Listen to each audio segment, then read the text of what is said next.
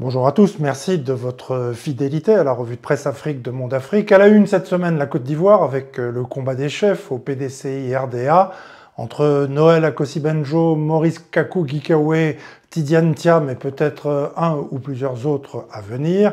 Qui succédera lors du tout prochain congrès le 16 décembre à feu Henri Konan Bédié à la tête du parti historique ivoirien? De la réponse à cette question dépendent tout à la fois l'avenir de cette très conservatrice formation politique créée en 1946 par le père de la nation, Félix Houphouët-Boigny, premier président de la République ivoirienne, mais aussi l'avenir de l'alliance entre le PDCI-RDA et le PPACI de l'ex-président Laurent Gbagbo, et au-delà, le devenir de la relation entre la Côte d'Ivoire et ses principaux partenaires, au premier rang desquels la France. Avant de développer, juste un rappel, n'hésitez pas à rejoindre les groupes WhatsApp de Monde Afrique. Vous serez ainsi informé en temps réel de nos publications.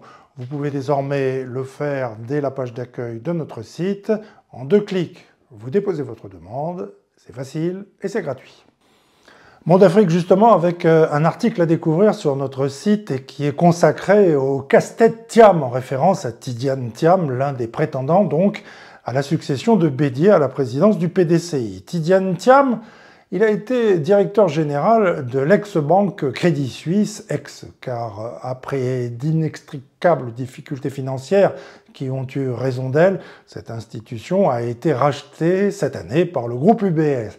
Tidiane Thiam, donc, est peut-être présenté par ses fans comme le grandissime favori de ce combat des chefs, mais il doit aussi affronter les statuts du parti, dont certains sont clairement rédhibitoires pour lui, remarque Monde Afrique.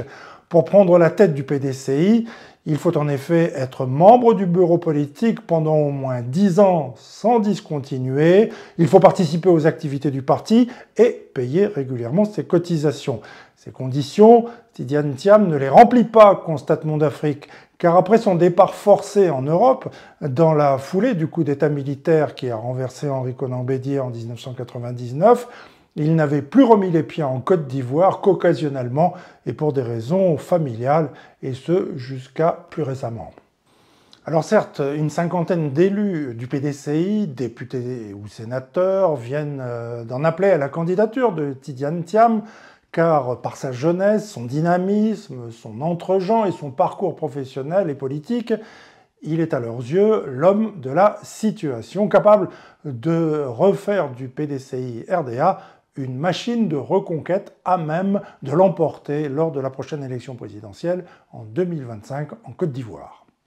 Toutefois, étant rappelé que depuis sa création en 1946, le PDCI n'a connu que 2 présidents, Félix Houphouët-Boigny, mort le 7 décembre 1993 après 47 ans de règne, et Henri Konan Bédié, qui lui a succédé, mort le 1er août dernier après 30 ans de présidence, le nouveau réveil met en garde. Le PDCI est face à sa survie, prévient ce quotidien qui lui est proche, comme le consigne le confrère Ferro Bailly dans le nouveau réveil.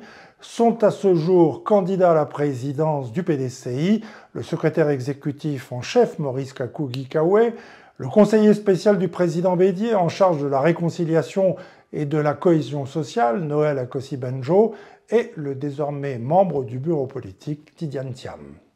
Justement, c'est voulant tacler Thiam que Noël Akossi-Benjo a ouvertement déclaré que le PDCI-RDA n'a pas besoin d'hommes providentiels, souligne Ferro Bailly dans le Nouveau Réveil. Selon ce journaliste ivoirien, le PDCI se retrouve au pied du mur de sa réinvention pour faire à nouveau rêver les Ivoiriens afin de reconquérir le pouvoir d'État perdu depuis bientôt 24 longues années.